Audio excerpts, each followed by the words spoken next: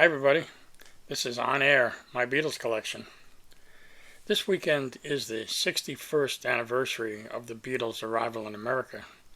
Yesterday was the anniversary of their arrival at JFK Airport, then in transition from Idlewild Airport to JFK Airport.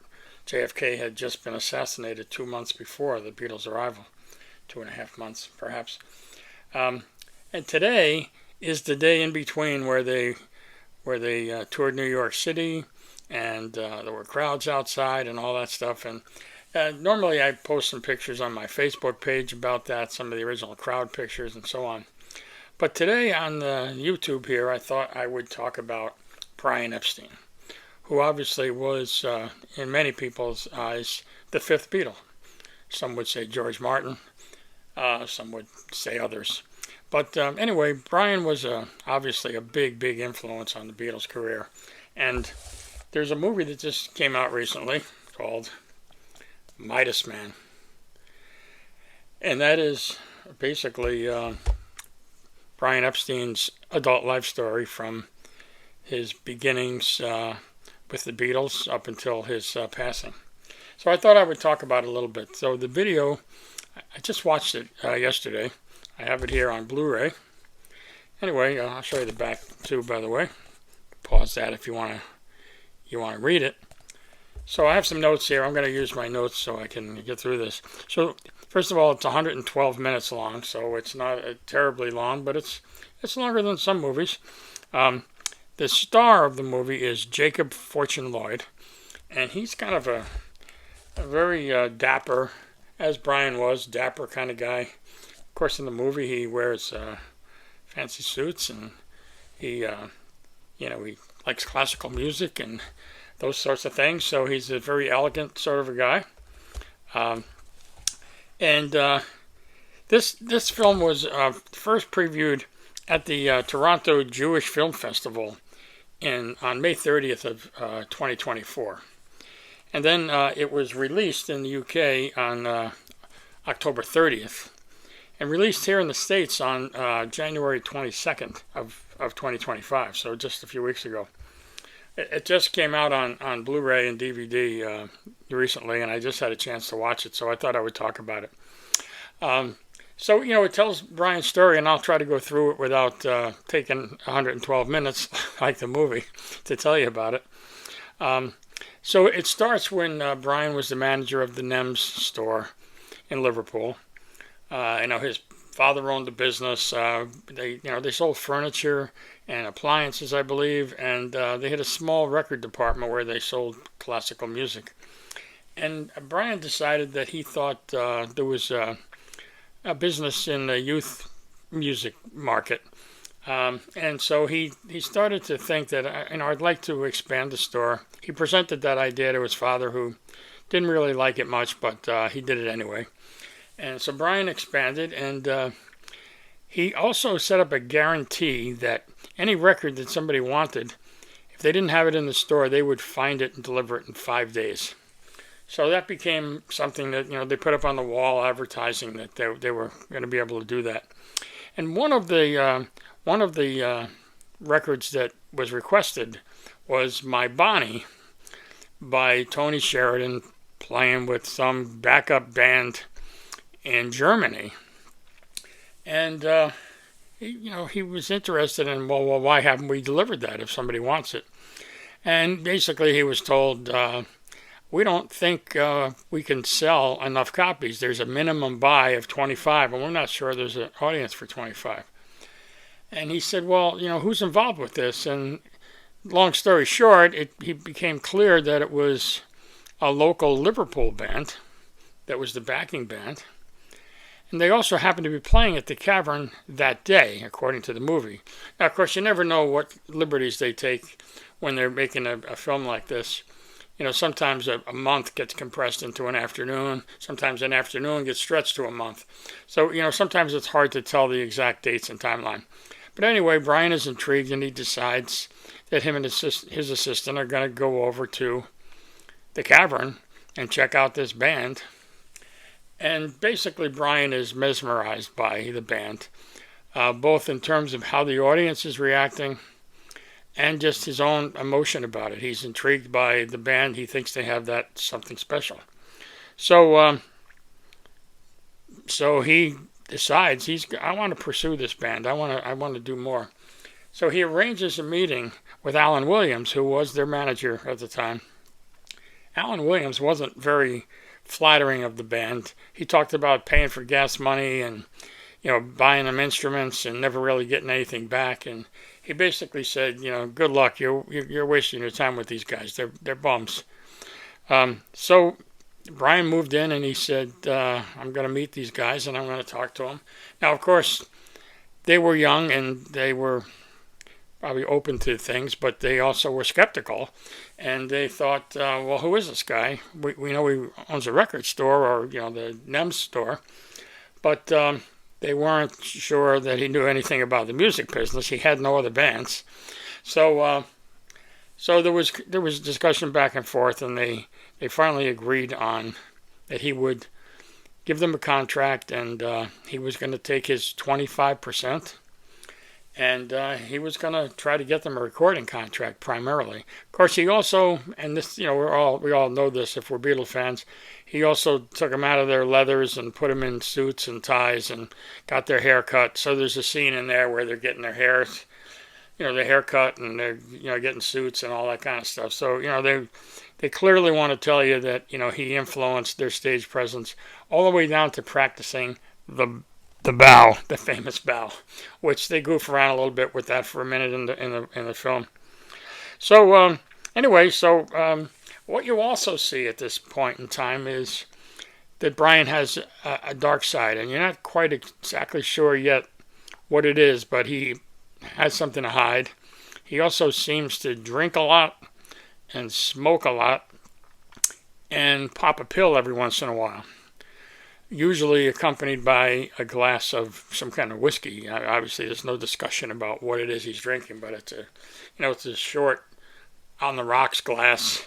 I don't think there's any rocks, and he'll take a little pill out of his pocket and put it in and take a sip of the whiskey. So you start to see that, and then there's actually one scene where he goes down by the docks, and docks are kind of famous for sex activity, in this case with a man.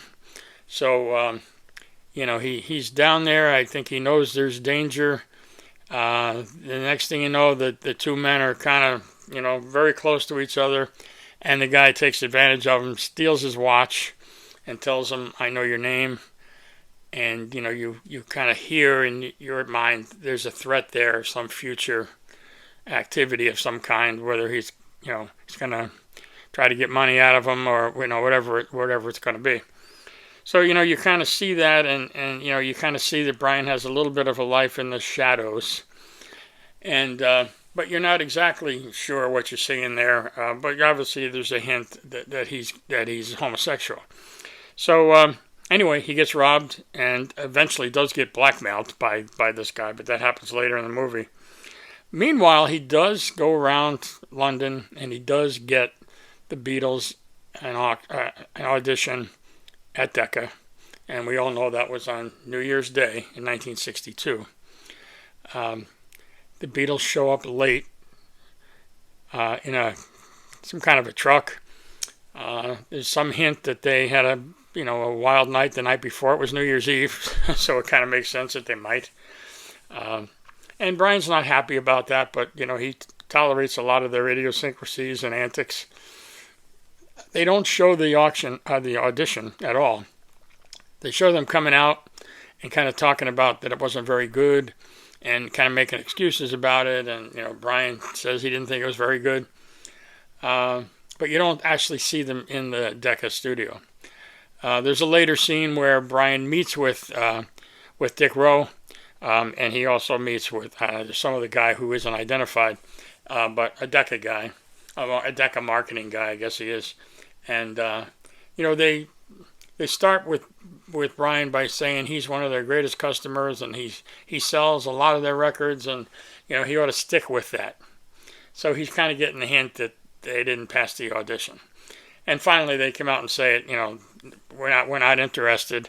And of course, Dick Rowe famously says, guitar bands are a thing of the past.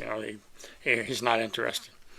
So there's several scenes where Brian is hustling around London, and they flash about a dozen or more record label names kind of in the background, like I have this background here. It just kind of flashes, and you see all these different. And finally, there's discussion about Parlophone. Now, they had already been rejected by EMI, and this was all based on the tape that was recorded at Decca. So he's taking that around as a demo and playing it for people, and they're all, saying, no, we're not interested. But Parlophone, he decided to take it to George Martin, and there's a little discussion there when he meets George Martin where he acknowledges that I know Parlophone is mostly famous for comedy records, and I know you're the guy that's producing those, but I also know you're a musician, and you probably would love to get more involved with the music and not just the comedy. And will you just meet these guys and let them play for you and see if something clicks? And will you give them a contract? And he says, no, I won't give them a contract, but I will hear them, and then we'll see where it goes. Brian's excited that he has somebody to talk to, and so he calls the Beatles and he tells them, I got you a contract with Parlophone. So he kind of told them a little white lie. He was pretty confident that George Martin was going to hear them and was going to see the same thing he saw and hear the same thing he hears. And of course, that's how it does work out. Brian takes them into the studio, and surprisingly, I don't even know if this is historically accurate, surprisingly, the song in the movie that they play for George Martin is not something you would normally expect. It's Bésame Mucho.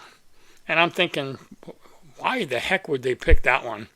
And I know they did it in the Decca sessions, but I never heard before that that's the song that they used when they met George Martin.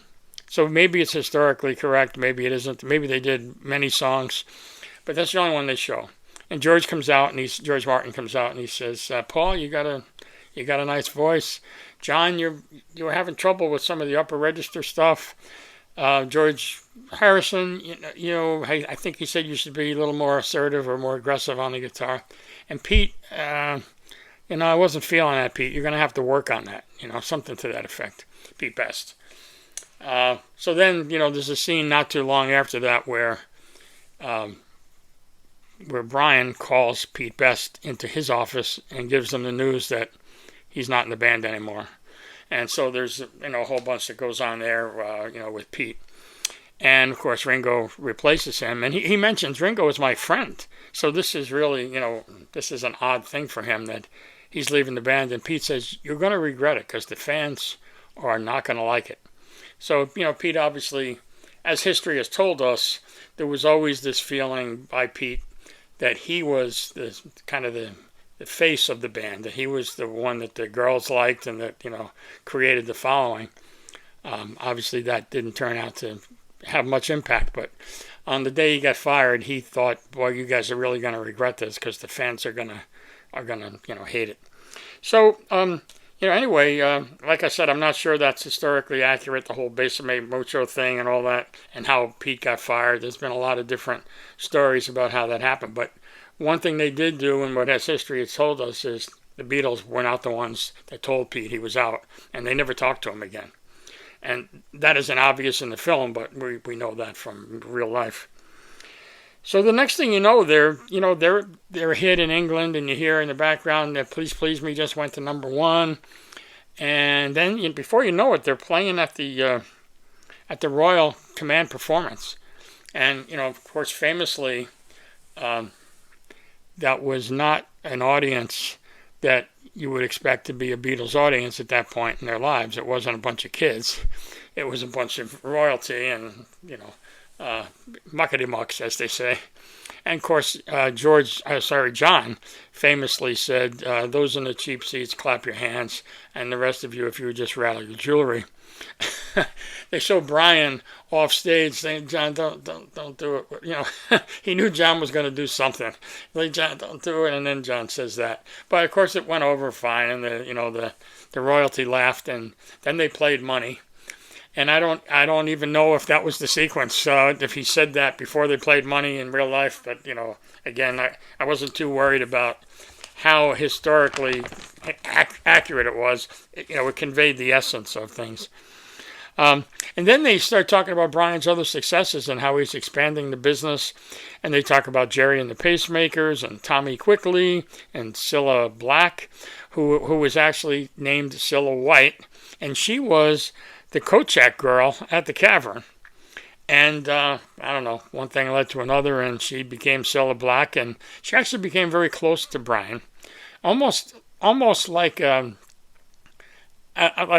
girlfriend, but she was married, and he he wasn't having a sexual relationship with her. She was almost like his cover, his beard, as some people say. And there's a scene later on where his brother gets married, and he takes Cilla to the wedding, even though she's married. And, she sits and talks to him, and he's really depressed at the wedding. And as he starts to be, the scenes start to juxtaposition his happiness with the band's success and his success as a manager with his double life. And, it starts to weigh on him. And at the wedding, he realizes he doesn't have anybody. He has these dalliances, in the gay community, but, they turn out to be rough and, not permanent and, not good memories. And in some cases, he's actually blackmailed. And he's very concerned about being blackmailed at this point because he's getting famous. And he knows that wasn't a popular thing to have found out about you. There's a scene where he's sitting on a stairway out in the hall at the wedding of his brother. And, Cilla saying how happy she is with, in her marriage, and he should have somebody too. And she doesn't know he's gay, or she doesn't acknowledge that he's gay, but you should have somebody too. And so there's a lot of reminders throughout the film that he doesn't have anybody until a later point. There's stuff going on with Jerry and the Pacemakers and Cilla Black and Billy J. Kramer and Tommy Quickly. So there's all this businessy stuff going on. And then, then he actually does get blackmailed by the guy that he met down at the docks. That guy happened to steal his watch at the time, but also said, I have your name. And now here he is, he surfaced, and Brian finds out about it through his parents. He comes home to the house, and his father is all upset. And, they're upset that he's gay, but they're also upset that, he's being blackmailed, and, they want to pay the guy off. And Brian says, I'll pay him. And so Brian pays him off. You don't see that. He just says it, and then they move on in the movie, and there's no further discussion about it at that point. And so, in the background, the Beatles are getting more popular, and the next thing you know, they're in Paris. And, famously, they found out when they were in Paris that they had gone to number one in the U.S. charts. This is mid-January 1964. They found out they were number one with I Want to Hold Your Hand in the U.S. And, there was a big celebration and all that. I don't know if it was before that or after that. There was a scene with Ed Sullivan, played by Jay Leno, of all people, who may have been the worst Ed Sullivan imitator I ever saw. First of all, he's about double his physical size, both in his head and his body. He's built more like me in this movie. He doesn't look like Ed Sullivan at all. And he's kind of nasty, which Ed Sullivan may have been. And they're in a restaurant. He meets him in a restaurant, and Ed says to Brian, I took the liberty of buying you, ordering you some food. He has this hamburger that's about this high. Brian just looks at it like, what do I... He also takes out a knife and fork, and Ed says, it's a hamburger. You just kind of pick it up and eat it. And you can see Brian he's way too fussy for something like this, and it's just out of character. But he eventually takes a bite out of it. But it just kind of reinforces that he's a finer guy. He's just not this way. So it's actually an interesting scene. But he asks Ed for 3 nights in the in the lead position, for the Ed Sullivan Show, and he says, no, I can get anybody I want, for this show, and I can even get any act from England that I want. Why would I do that? So Brian, takes another bite of his hamburger, and he says, I understand you were, at the airport in London, and your flight got delayed because there was some commotion at the airport caused by my boys. And, Ed kind of begrudgingly acknowledges that. And, I had heard it way differently historically. I had heard it that Ed saw that happen and said, what is this? And who are these guys? And immediately wanted to book them. But the way it's portrayed in the movie, it's like Brian's still talking him into it, and he's not buying it. And then he says, you pay these top acts $10,000 per performance, and Ed sort of agrees with that. And he says, how about if we do 3 nights as the headliner for a total of $10,000? And that becomes what causes the deal to happen. So again, I don't know if that's historically accurate. That is not a version that I had personally heard, but I haven't heard everything. Obviously, I collect Beatles stuff and I talk about Beatles stuff, but I don't know every historical fact, date, and so on. I know some of them. I know a lot of them actually, but anyway. So the next thing you know, the Beatles are here, but there's no Ed Sullivan footage or even fake Ed Sullivan footage. So there's no attempt to replicate that. There's nothing about the tour. There's a little bit of noise in the background about they're going to have a movie, Hard Day's Night, but it almost implies in the movie that it happened immediately. Of course, it was filmed almost immediately, but it didn't really come out immediately. But it kind of sounded in the movie like, we have the top, number 1 record, and we have a movie. So, to me, that was a little sloppy. I might have misheard it, but I think they just, were compressing time and weren't worried about, chronological, accuracy.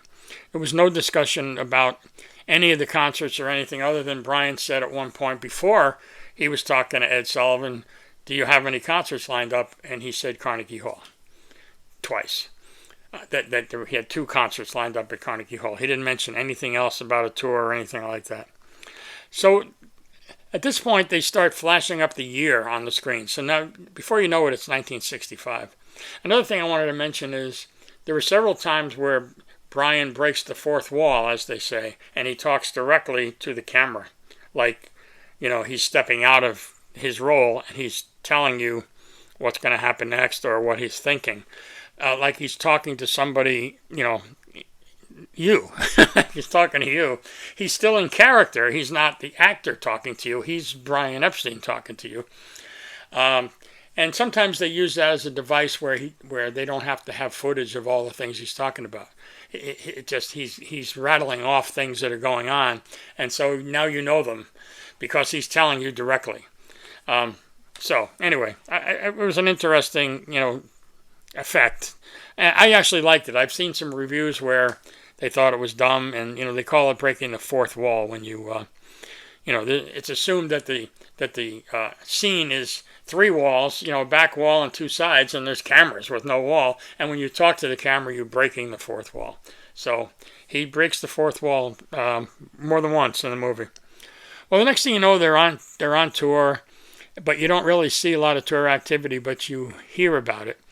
And then the next thing you know, they're talking about some of the rough times on the tour, where things don't go quite as well. The Philippines thing, there's something about Japan in there, and then the Jesus thing comes up. What John had said about we're bigger than Christianity, and all that.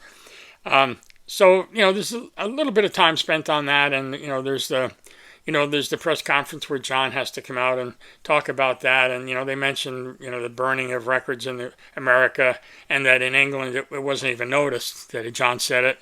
But here, in America, it was a big deal, particularly in the South, as we know. And they were burning records in the South. But what they're really setting up is that the Beatles are getting tired of touring. And so then next thing you know, they're at Candlestick Park, and they're definitely talking about, this is it, we don't want to do it anymore. And there's a scene where John is telling Brian that. And Brian kind of goes into a nervous breakdown. He doesn't have a love. He doesn't have an idea of what he's going to do after they stop touring. And meanwhile, he has met this gay gentleman, a would-be actor who's not really working. And he goes by the name of Tex, which is a nickname, Tex Ellington. And they have a one-night stand in San Francisco. And then he says, if you ever get to England, come and see me. And he does come and see him. And it seems like for the next several scenes, Tex is with him.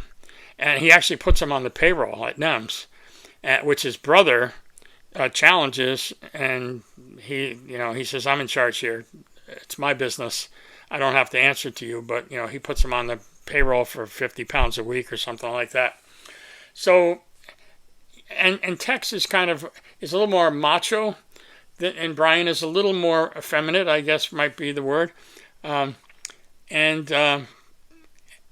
kind of start to get the feeling that this guy is not going to be good for Brian. And, I'm not making an argument about Brian's homosexuality. I don't care one way or the other. That's fine with me. But you could tell this guy was probably going to be trouble. And there's a scene where, they're staying together in a hotel, and Brian has to go downstairs for a dinner engagement with a business associate. And, of course, he makes Tex stay in the room because he doesn't want to expose his homosexuality. And Tex gets kind of hurt, I guess is the right word, insulted. And, he's tired of, he's with him, but he can't display that in public. So anyway, Brian goes down and has dinner, and when he comes back, Tex is gone. And not only is he gone, he says, I can't find my briefcase. And he's looking around, and it becomes clear that Tex must have took the briefcase, which he says, I left on the piano. And the other guy says to him, well, what's in it? And he said, well, there's a bunch of contracts and stuff. And he says, is there any cash in there? And he says, yeah, $20,000. He's like, oh, wow. I mean, so now not only did he get his heart broken, he got robbed. So he goes into a meltdown after that. The band is quitting touring. Tex is taken off with the money, and he literally has a nervous breakdown at that point. Before that, there's lots of scenes where he's popping pills and drinking and smoking, and, So anytime he's not directly involved with the Beatles or with his other businesses, and he is a workaholic, but any other time, if he's alone, he's not happy. He's smoking and drinking and popping pills and feeling, bad about himself and so on. And, there's sort of this underlying thing with his parents, too. His mother is always on his side.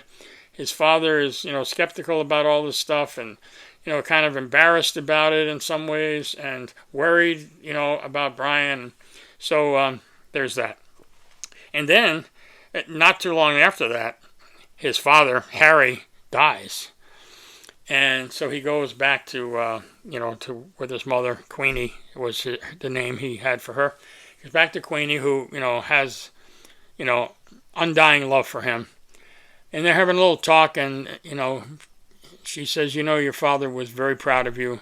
He bragged about you. It's not what you think. And Brian says, well, he never told me. So, you could see that he had that hurt and that need. And anyway, so the Beatles have stopped touring. His father has died. All this stuff is going on. And then the next thing you know, Brian is with the boys, as he calls them, the Beatles. And he says, there's going to be a worldwide television event. So we're in 1967 now. There's no talk about any albums here. There's no talk about Sgt. Pepper or Revolver or Rubber Soul or anything that happened before that. There's no talk about the Help movie. But he's talking about the future, and he shows them some stuff that relates to the Yellow Submarine movie. They don't say Yellow Submarine, they just say cartoon. And they're like, oh, we're going to be cartoons. And then he also talks about this worldwide broadcast, which we know turned into All You Need Is Love. And the Beatles were selected to represent England in that worldwide broadcast. So you see that happening in the studio. They don't actually play the song. You just see them in the studio with all the people and all the flowers and all the signs and everything. And you hear the French national anthem at the beginning, and then, it cuts to dialogue and other stuff in the background. And, they put the date up on the screen, and then the screen kind of goes dark, and then you see a script that says, that was June. It says, in August, I think it was 6 weeks later, Brian died from an accidental overdose. So, and that, of course, may or may not be historically accurate. People don't know if it was an accident or if he just gave up because he had all this pain and torture and, on this dark side of his life. So that's kind of where it ended. And then the credits roll, and you hear, for the first time, you hear an actual song performed by an actual Brian Epstein artist. Because all the Beatles stuff, was just really the only full song was the one I mentioned for Decca, Bésame Mucho. There were little snippets here and there, Money at the Royal Command and so on. But while the credits rolling, you hear Jerry Marsden, You'll Never Walk Alone, which, of course, we know was a big hit for Jerry and the Pacemakers in 1963. It was a non-hit here in the U.S. in 1965 because it was a B-side here. And, of course, it became the theme song for the Liverpool Football Club. And then eventually kind of, it kind of went around the world, as a football/soccer song. We call it soccer here, but, Liverpool Football Club. And it became a symbol for Liverpool. But when you listen to the words, it was very apropos, relative to, to Brian. To me, it was almost like the lyrics were reaching out to Brian, you're not alone. But a lot of the themes in the movie are that he is alone and he needs love and he doesn't have it. So that was kind of the end of the film, and I did enjoy it. I mean, it didn't have great reviews. I know it got 3 out of 5 stars by most reviewers and 2 out of 5 with one. I'm looking at some of my notes here just to kind of close this out. One of the critics said it was an uneven but well-meaning biopic. They mentioned the fourth wall thing that I mentioned before. One of the comments was that he was tragically isolated because of his homosexual behavior. One of the things that I noticed that was not there is there is a long history of rumor about Brian having a sexual relationship with John. So in April of 1963, the Beatles all took a 12-day holiday. And Paul, George, and Ringo went in one direction. They went to Santa Cruz. And John went with Brian to Spain, to Barcelona. And, John was asked about it. He was teased about it. I mean, people on the inside knew Brian was gay. And John clearly knew Brian was gay. The way John talked about it, historically, and again, this is not in the movie. It was completely avoided in the movie. But the way John used to talk about it was he knew Brian was gay. He knew Brian needed companionship. That he would, hang out with him and joke and see people passing by and, hey, what do you think of this guy? He wanted to know more about his sexuality and why he felt that way and what he was attracted to and so on. But he says that John said nothing ever happened. Pete Shotton, who was, obviously a friend of John's going all the way back, many years at that point, claimed otherwise. And he claimed that, John told him that something did happen. I'm not going to get into that here. This is third-party stuff. It's rumor. It's been rumor for, 60 years. And, I don't need to further it. But I did think it was interesting that there wasn't any attempt to clarify that, to disavow that, to restate it as fact. I can't say I was really surprised. It just, you would think that because the movie was about Brian, and a lot of people have talked about, they always thought that he was physically attracted to the Beatles in the sense that he was mesmerized by them like the fans would be. And some have speculated maybe even sexually, but, mostly, they portray, and I believe this, they portrayed that he really saw their talent and their personality and their ability to communicate to people and their fun nature. And he saw that as, star power. So, I think that is the core story here. Anyway, I thought it would be interesting to talk about Brian today. Tomorrow is the day, of course, that the Beatles first appeared on Ed Sullivan, the 61st anniversary. And that's always a joyful occasion here in the States. I don't have anything planned here for the YouTube channel. I usually post a few things on my Facebook page, which is My Beatles Collection. My Beatles Collection. Here we're on air, My Beatles Collection. But if you're on the Facebook page, or if you're not, but if you're on Facebook, you might look for My Beatles Collection. And, I'll probably post some pictures from New York and maybe from the Ed Sullivan Show and such on Sunday. And it happens to be the Beatles got here on Friday, and they were on Ed Sullivan on Sunday. And that's how it lines up for the weekend this year. So we'll talk about Brian today, and tomorrow we'll talk on Facebook about the Beatles on Ed Sullivan and that sort of thing. So that's it for today. It's a little long-winded today, but I promised I wouldn't go an hour and 12 minutes like the film. But anyway, it's Midas Man. If you're a Beatle fan, I think it's a nice story to know about. It's a sad story, and it's a complicated story. Brian had a complicated life. Again, he might have been the fifth Beatle. That's a debatable point, but clearly he had a major influence on their lives, and from their perspective, a very positive influence. The stuff that was going on the dark side was affecting Brian. It wasn't affecting his work. It wasn't affecting his success with his bands and with his main band, which of course was the Beatles. So that's it for today. Enjoy your Beatles anniversary weekend, and I'll talk to you again soon.